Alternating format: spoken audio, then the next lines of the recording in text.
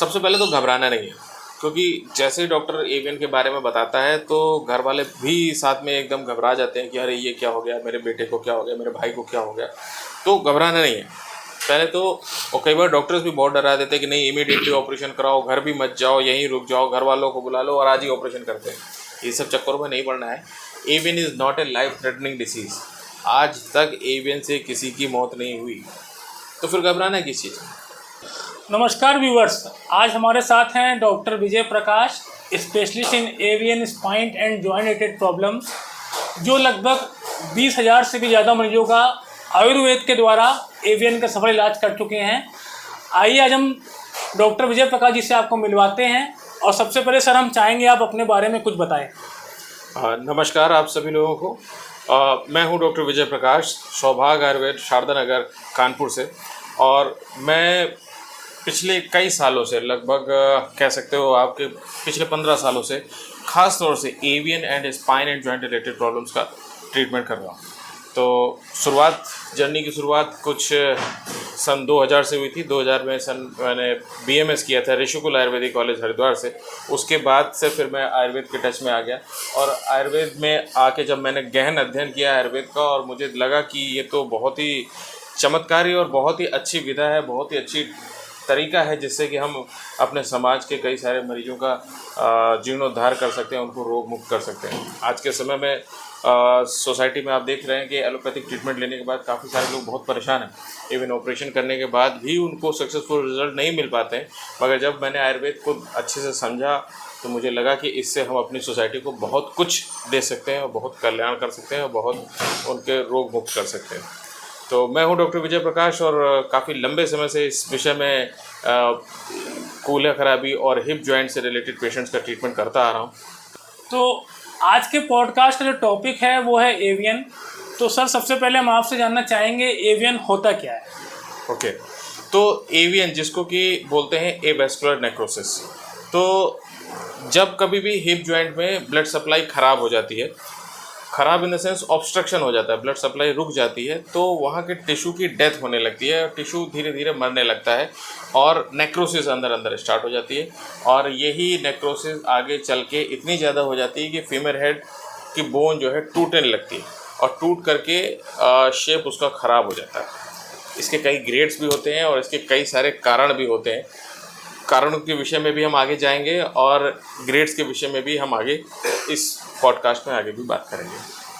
Avian ऐसा word है sir जो अभी बहुत ज़्यादा लोग फेमिलियर नहीं हैं। अभी कुछ समय से लोग फेमिलियर होने लगे हैं एवियन से, पहले लोग जानते नहीं थे एवियन क्या है। तो सर अगर हम अपनी टिपिकल हिंदी भाषा में अगर बात करें तो एवियन को कैसे पहचाने, मतलब किन शब्दों से हम एवियन को पहचानते थे इसके पहले, एवियन वर्ड से पहले। यस, बहुत अच्छी बात करी आपने मयूर जी। देखिए, ये बीमारी 2015 के बाद से आना स्टार्ट हुई है। हालांकि ये पहले भी होती थी मगर बहुत रेयर केस में ही होती थी, और अधिकतर लोग इसको सियाटिका समझ के या दूसरी और बीमारी, कमर दर्द या कूल्हे में खराबी करके, कई बार कन्फ्यूज़न बहुत होता था। जैसे जैसे समय बीता और इसके केसेस बढ़ने लगे। एक्चुअली मोस्टली आज के दौर में ये बीमारी जो हो रही है मोस्टली स्टेरॉइड के इंटेक की वजह से हो रही है। तो काफ़ी सारे लोग, शुरू में बहुत सारे ऑर्थोपेडिक डॉक्टर्स भी नहीं जानते थे कि ये एवियन है क्या, और एक मिस कॉन्सेप्ट चलता था, और वो सियाटिका का ट्रीटमेंट समझ के ही इसका, या कमर दर्द का ट्रीटमेंट समझ के ही इसका इलाज करते रहते थे। कुछ सालों बाद जब वो दोबारा MRI रिपीट कराते थे तो पता चलता था कि पेशेंट का कूल्हा ख़राब हो चुका है, कूल्हा सड़ गया है। तो ये एक बड़ा कन्फ्यूज़न रहता था। मगर हाँ, आज जब काफ़ी लंबा समय हो गया है, कोविड आया, कोविड के बाद एवियन के केसेस और बढ़ गए। क्यों बढ़े? क्योंकि उसमें भी स्टेरॉइड का इंटेक बहुत ज़्यादा पेशेंट्स ने किया कोविड के ट्रीटमेंट के लिए। तो अब सोसाइटी में ये सिनेरियो है कि अब लोग इसको पहचानने लगे हैं, अब समझने लगे हैं कि ये भी एक बीमारी होती है। नहीं तो लोगों ने पहले भी इसको पढ़ा था मगर इसको इतना प्रैक्टिकली नहीं देखा था। लोगों के कूल्हा ख़राब होने की समस्या इतनी ज़्यादा नहीं थी।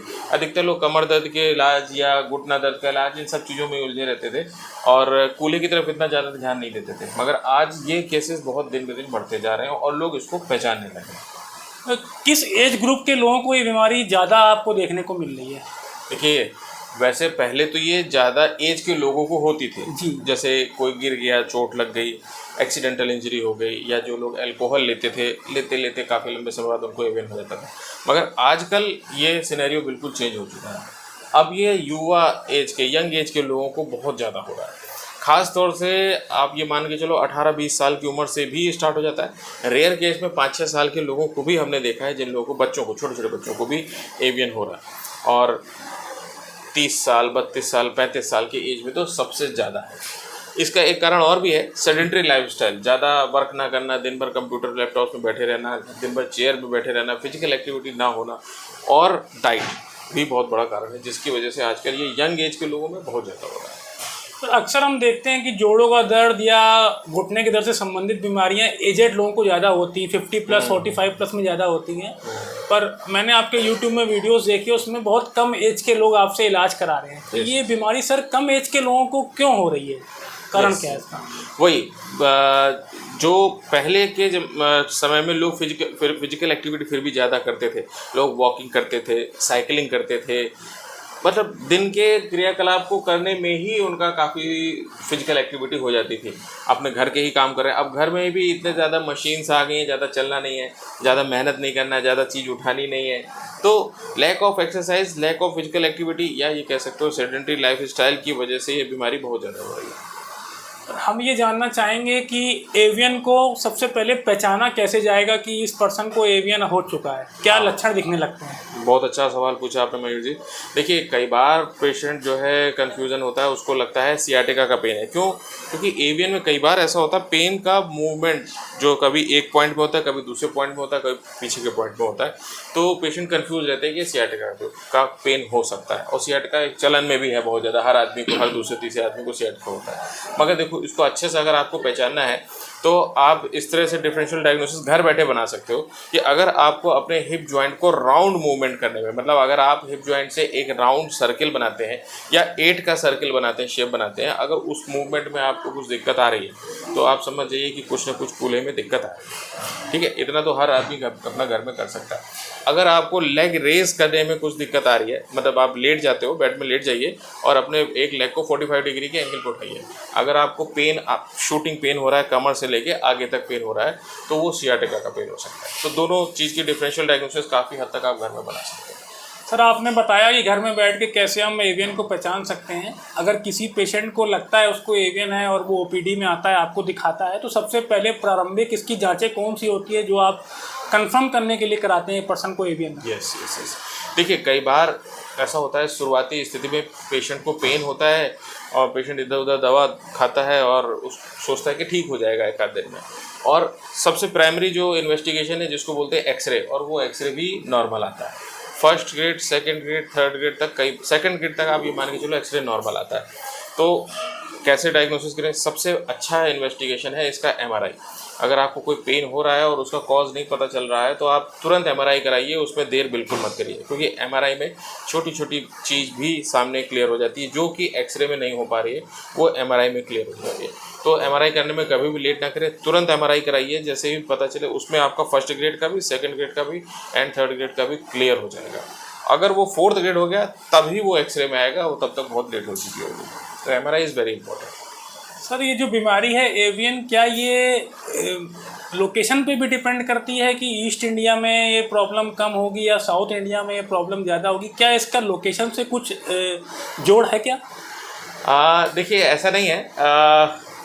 ये हम जो देख रहे हैं, जब कोविड हुआ था तो एक्चुअली कोविड, जो मुझे लगता है कि कोविड में जो वायरस था, जिसको कहते हैं कि कोविड वायरस में भी डेल्टा वायरस जो अपने बहुत आया था, अब उस वायरस में भी कई स्ट्रेन हो सकते हैं, क्योंकि ये वायरस बड़ी जल्दी जल्दी अपने रूप को चेंज करता है।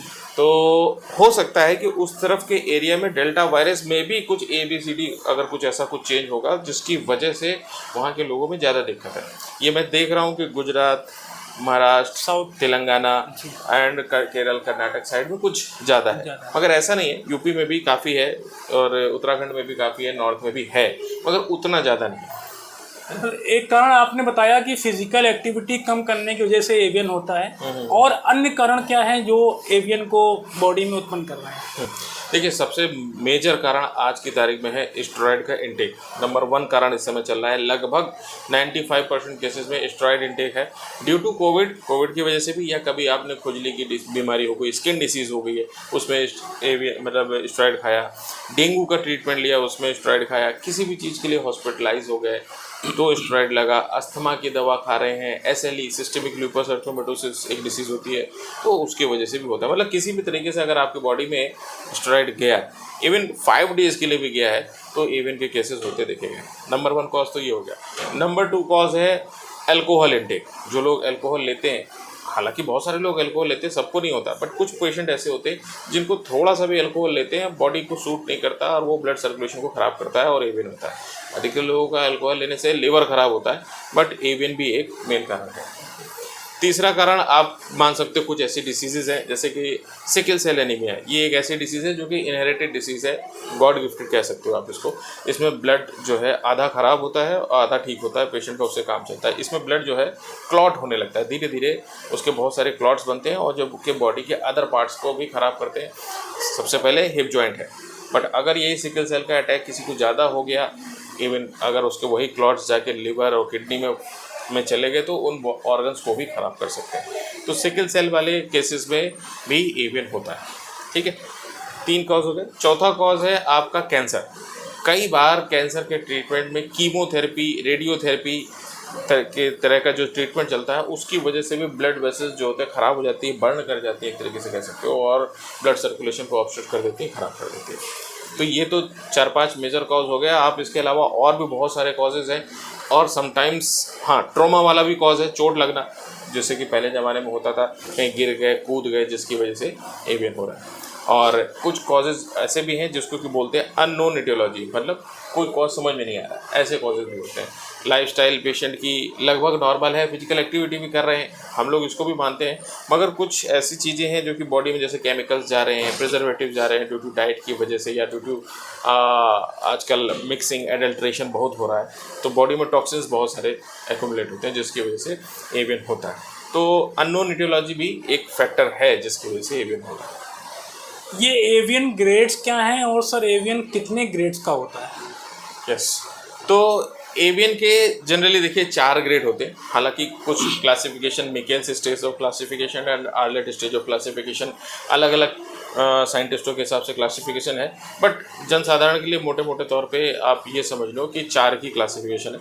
नंबर 1 जो ग्रेड 1 होता है, इस ग्रेड में फीमर हेड का शेप कुछ भी ख़राब नहीं होता, एकदम परफेक्ट होता है, एक्सरे भी बिल्कुल नॉर्मल आता है, थोड़ा थोड़ा पेन हो सकता है, कई पेशेंट्स को तो ग्रेड 1 में पेन नहीं भी होता, और इनके MRI में ही ये पकड़ में आता है। बड़े रेयर केस में ही लोगों को ग्रेड 1 में पता चलता है कि उनको एवियन है।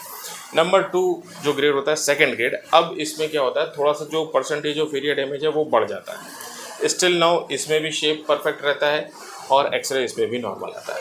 ठीक है, नंबर 3 जो थर्ड ग्रेड है, अब इसमें एक्सरे में कुछ हद तक जो एक्सपर्ट हैं एक्सरे देखने वाले वो लोग देख लेंगे, पहचान जाएंगे, इसमें क्रिसेंटिक साइंस आते हैं, मतलब इसमें लकीरें दिखाई देने लगेंगी आपको, एक्सरे में दिखाई देने लगेंगी, और कई बार बहुत सारे लोग इसमें नहीं पहचान पाते कि एवियन है, क्योंकि स्टिल नाउ एक्सरे नॉर्मल आता है, शेप परफेक्ट रहता है। अब आ जाते हैं 4th ग्रेड में। 4th ग्रेड में जो एवियन है ये अब आपको एक्सरे में साफ दिखने लगेगा। 4th ग्रेड में फीमर हेड कोलैप्स हो जाता है, टूट जाता है, चटक जाता है और बहुत ज़्यादा डैमेज हो जाता है, लगभग इसमें 100% डैमेज ही मान के चलो, और ये एक्सरे में भी पकड़ में आ जाएगा और पेशेंट को पेन तो होगा ही होगा, इवन रेंज ऑफ मोशन भी ख़राब हो जाएगा। पेशेंट प्रॉपरली अपना लेग को forward movement, backward movement, lateral side movement, ये सारे मूवमेंट उसके ख़राब हो जाएंगे। ठीक है, तो ये 4 ग्रेड बताए गए हैं एवियन के मेनली। एवियन के मरीजों को अपनी डेली लाइफ में, डेली रूटीन में किन किन प्रकार की समस्याओं का सामना करना पड़ता है, क्या क्या समस्याएं उनकी डेली लाइफ में आती है? यस, देखिए सबसे ज़्यादा तो उनकी लाइफ डिस्टर्ब हो जाती है। एवियन के केस में ना केवल उसका मतलब बॉडी तो डिस्टर्ब होती है, साथ ही साथ माइंड भी बहुत ज़्यादा डिस्टर्ब हो जाता है, उसकी सोशल लाइफ भी काफ़ी डिस्टर्ब हो जाती है एंड इकोनॉमिकल लाइफ भी बहुत ज़्यादा डिस्टर्ब हो जाती है। ये बहुत ज़्यादा परेशान करने वाली बीमारी है एवियन के पेशेंट्स को, मगर मेरा मैसेज उनको यही है कि घबराना नहीं है बिल्कुल भी। सबसे पहले पेन तो खैर है ही, पेन की पोजीशन चेंज होती है, पेशेंट को पेन बहुत होता है और अलग अलग पोजीशन पे होता है। मॉर्निंग के समय ज़्यादा पेन होता है, पहला स्टेप रखने में बहुत दिक्कत होती है। कई बार रात को नींद नहीं आती है, करवट बदलने में, पोजीशन चेंज करने में बहुत पेन होता है। कई बार चेयर पे ज़्यादा लंबे समय तक बैठ के चल के उठने में बहुत ज़्यादा पेन होता है। तो इस वजह से पेशेंट को अपनी डे टू डे एक्टिविटी करने में, अपने ऑफिस वर्क करने में बहुत ज़्यादा डिस्टर्बेंस होता है। इसके अलावा इसका काफ़ी इफेक्ट आपके जो बिज़नेस या जो भी आपका जो वर्क है, वर्क प्रोफाइल है, उसको भी ये काफ़ी हद तक डिस्टर्ब करती है। एंड कई बार 4th ग्रेड का पेशेंट सोशली काफ़ी आइसोलेट हो जाता है और वो बहुत डिस्टर्ब हो जाता है। कहीं गैदरिंग है, सोशल गैदरिंग है, कई पार्टी फंक्शन है, उसमें भी जाने से कतराता है, तो वो काफ़ी आइसोलेट हो जाता है और मेंटली भी बहुत ज़्यादा डिस्टर्ब हो जाता है। तो खैर डिस्टर्बेंस तो बहुत है इस बीमारी से लाइफ में, मगर घबराने की ज़रूरत नहीं है। अगर आप regular exercise, diet and precautions का मैं जो बताता हूँ अपने चैनल में, जो हमारा चैनल है स्पेशली डेडिकेटेड है avian avascular diagnosis of hip joint के लिए, अगर आप उसको प्रॉपर्ली फॉलो करते हो तो बहुत हद तक कवर कर सकते हो, घबराने की कोई ज़रूरत नहीं और काफ़ी हद तक आप ऑपरेशन को अवॉइड भी कर सकते हो। अगर हम एवियन के ट्रीटमेंट की बात करें तो एवियन के पेशेंट के पास 2 ऑप्शन होते हैं। वो एलोपैथिक ट्रीटमेंट में जाए, जिसमें मोस्टली डॉक्टर्स ऑपरेट करने की सलाह देते हैं, और दूसरा ऑप्शन होता है आयुर्वेदिक ट्रीटमेंट थेरेपीज जो आपके सेंटर में होती हैं। तो पेशेंट को कौन सा मेथड सेलेक्ट करना चाहिए और क्यों? देखिए मयूर जी, बहुत अच्छा सवाल पूछा और इस सवाल के माध्यम से मैं बहुत सारे लोगों को मैसेज देना चाहता हूँ कि देखो, सबसे पहले घबराना नहीं है बिल्कुल भी। अगर आपको एवियन पता चल रहा है और डॉक्टर्स बोल रहे हैं कि आपको ऑपरेशन करना है, तो ये नहीं कि इमीडिएटली घबरा के जाके ऑपरेशन करा दो। बिकॉज मेरे हिसाब से भी, और आप लोग भी इस बीमारी को समझो कि ऑपरेशन इसका अल्टीमेट सोल्यूशन नहीं है। सबसे इम्पॉर्टेंट बात कि ये एवियन कभी एक जॉइंट में नहीं रहता। मोस्टली काफ़ी 60 to 70% केसेस ऐसे हैं जिनके बोथ हिप जॉइंट में जो है एवियन है, मगर कुछ केस ऐसे भी हैं जिनके शोल्डर में भी एवियन है, जॉ बोन में भी एवियन है, कार्पल बोन्स में भी एवियन है और पैरों के टार्सल बोन में भी एवियन है। तो अभी घबराना नहीं है कि ये डॉक्टर ने बोल दिया ऑपरेशन तो आप जाके ऑपरेशन करा लेंगे, तो वो बात नहीं बनेगी, क्योंकि हो सकता है आगे आने वाले 2 साल में दूसरे बॉडी पार्ट्स में भी जाए। तो सब जगह का रिप्लेसमेंट तो कराएंगे नहीं। पहले समझना है क्यों हुआ है एवियन, उसकी गहराई को समझिए, बीमारी को समझिए। ये जुकाम बुखार जैसी बीमारी नहीं है और इसको देखिए किस तरीके से आपकी बॉडी में स्प्रेड हो रहा है या दूसरे बॉडी पार्ट्स को अफेक्ट कर रहा है। अगर नहीं कर रहा है और बहुत ज़्यादा अगर आपकी लाइफ को नहीं डिस्टर्ब कर रहा है, तो आपको ऑपरेशन में जाने की ज़रूरत नहीं है। ठीक है, चलाइए, क्योंकि जो आपका ओरिजिनल हिप जॉइंट है जितना अच्छे से इंटैक्ट है, गॉड गिफ्टेड है, उससे बेटर आर्टिफिशियल नहीं हो सकता। चाहे कितना भी साइंस डेवलप हो जाए, भगवान से कोई नहीं जीत सकता। इस चीज़ को आपको थोड़ा ध्यान रखना है, आपको अपने ओरिजिनल हिप जॉइंट को सेव करना है। ठीक है, हाँ, जब बहुत लाइफ डिस्टर्ब हो रही है, आपकी एज 55 साल से ज़्यादा है, more than 55 years of age, आपको वॉशरूम जाने तक को दिक्कत हो रही है, लेटरिन बाथरूम जाने में, और आप देख रहे हैं पिछले कई महीनों से ऐसी दिक्कत है, तो डेफिनेटली आप रिप्लेसमेंट की तरफ जा सकते हैं, क्योंकि रिप्लेसमेंट भी आपका नेक्स्ट 15 ईयर्स चलेगा। 55 साल की उम्र में कराया, 70 साल की एज तक आप पहुँच जाओगे, तो वो आपके लिए एक सोल्यूशन हो सकता है। बट यंग एज में कहो, 20 साल की उम्र में, 18-15 साल की उम्र में, 25 साल की उम्र में आप रिप्लेसमेंट करा लो, तो ये कोई अच्छी चीज़ नहीं है। पहले तो आपको समझना है क्यों हो रहा है, कैसे हो रहा है, मैं इसको संभाल सकता हूँ कि नहीं संभाल सकता हूँ, ज़रा देखो। ये थोड़ी सी लाइफ को थोड़ा सा स्लो ज़रूर कर देता है, मगर आपको समझना ज़रूरी है। तो ऑपरेशन एंड विदाउट ऑपरेशन दोनों चीज़ों में एक डिलेमा है, मगर आपको अपनी बॉडी को समझना है कि हमारे लिए क्या बेस्ट है। ठीक है, कोई भी पेशेंट ये चाहता नहीं है वैसे कि उसका ऑपरेशन हो या सर्जरी हो, पर हमारे व्यूवर्स ये भी जानना चाहते हैं कि अगर आयुर्वेदिक वे में वो जाता है, आयुर्वेदिक ट्रीटमेंट आपसे कराता है, तो आप इसका ट्रीटमेंट किस प्रोसेस से करते हैं और उसको ठीक होने में कितना समय लग सकता है? Very good. तो देखिए मयूर जी और आप सभी लोग इसको समझिए पहले कि एवियन ब्लड वेसल्स की खराबी की वजह से या सर्कुलेशन की खराबी की वजह से हम लोग जो इसमें ट्रीटमेंट देते हैं, ब्लड सर्कुलेशन को इंक्रीज़ करने के लिए देते हैं। जनरली ये ट्रीटमेंट जो होता है लोकलाइज्ड नहीं होता, केवल हिप जॉइंट के लिए नहीं हम टारगेट करते, हम पूरी बॉडी पे टारगेट करते हैं, क्योंकि ये दूसरे बॉडी पार्ट्स में भी जाता है। हमें पेशेंट का पूरा फ्यूचर देखना है, पूरी उसकी लाइफ स्टाइल को अच्छे से चलाना है। तो जो अपना ट्रीटमेंट है जनरलाइज्ड है, जिसमें कि हम न केवल जो कि मेन ट्रीटमेंट अपना थेरेपी जिसको बोलते हैं हम लोग आयुर्वेदिक न्यूरोथेरेपी, उसके थ्रू ब्लड सर्कुलेशन को इंक्रीज़ करते हैं। ये तो मेरा काम है जो कि मैं करता हूँ यहाँ पे। इसके अलावा पेशेंट्स को घर पे भी जो मैं एक्सरसाइज रेकमेंड करता हूँ वो करना है। वो एक्सरसाइज पेशेंट के सर्कुलेशन को मेंटेन रखेगी। मतलब कहने का मतलब है हमारा भी पूरा योगदान होना चाहिए, डॉक्टर का भी, एंड पेशेंट का भी पूरा अच्छे से योगदान होना चाहिए। पेशेंट का काम है प्रॉपर रेगुलर एक्सरसाइज करना। मेरे लाइव सेशन आप लोग देखते होंगे मेरे चैनल पे जाके, तो मैं बार बार इसीलिए आता हूँ यूट्यूब में आप लोग की कंटिन्यूटी को मेंटेन रखने के लिए, ताकि आप लोग रेगुलर कैसे एक्सरसाइज करो। देखो बहुत सारे डॉक्टर्स एक्सरसाइज भी बताते हैं, पेशेंट भी एक कान से सुनता है दूसरे कान से निकाल देता है ना, उसको नहीं पता एक्चुअली कि एक्सरसाइज कैसे करना है। भाई सबकी अपनी अलग अलग है, कोई इंजीनियर है, कोई बिजनेसमैन है, अब उसे क्या पता किस तरीके से एक्सरसाइज करना है। तो हमारा फ़र्ज़ बनता है एक डॉक्टर का कि पेशेंट को बिल्कुल जैसे एक छोटा बच्चा होता है उसको एक्सरसाइज कैसे करना है, बिल्कुल मैं लाइव में कोशिश करता हूँ कि वैसे बताऊँ। ठीक है, तो अब ये देखो जो ट्रीटमेंट है पूरा इस तरीके से है जैसे कि आप एक फैमिली से जुड़े हुए। जब मेरे पास आते हो तो हम आपको थेरेपी सेशंस दे देते हैं ब्लड सप्लाई इंक्रीज़ करने के लिए, और आपको जो आजकल टेक्निकली जो माध्यम है सोशल मीडिया है उसके थ्रू आपको हम हेल्प करते हैं। आपको डिफरेंट आपकी जो प्रॉब्लम्स हैं उनको सॉल्व करते हैं, और साथ ही साथ आपको समय समय पर गाइड करते रहते हैं with the help of the exercise. Diet के लिए भी गाइड करते हैं एंड प्रिकॉशंस के लिए भी आपको गाइड करते हैं। तो ये एक कंबाइंड ट्रीटमेंट है इन सभी चीज़ों का, exercise, diet, therapy sessions and precautions, ये 4 मेजर चीज़ें हैं। सर एक सवाल ये उठता है कि जैसे कोई पर्सन आपके पास ट्रीटमेंट कराने आया और आपने उसका थेरेपी और किया, ट्रीटमेंट किया, एक सेशन उसने कंप्लीट किया, तो वो पेशेंट कितने समय में ठीक होगा? क्या उसको और सेशंस की ज़रूरत पड़ेगी या एक सेशन ही सफिशेंट है, या वो पेशेंट टू पेशेंट डिपेंड करता है? नहीं, उसको generally patient 2nd grade, 3rd grade, 4th grade वाले आते हैं।